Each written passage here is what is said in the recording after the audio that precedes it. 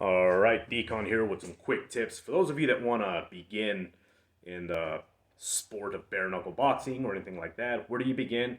Your equipment. Make sure that you get your hand wraps, and also learn to condition your knuckles properly, learn to punch correctly. In boxing, you turn your hands when you strike. In bare knuckle, I like keeping the hands direct like this because you're connecting with the big knuckles here, not with the small ones here. Like in boxing, you have a pillow that protects you. In bare knuckle, you don't have anything protecting you, so it's really easy for you to break your hands. Another thing is, don't kill your hands while training.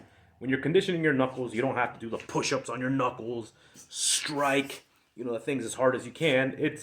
You just gotta prepare your hands for impact. And how do you do that? Small. You begin small.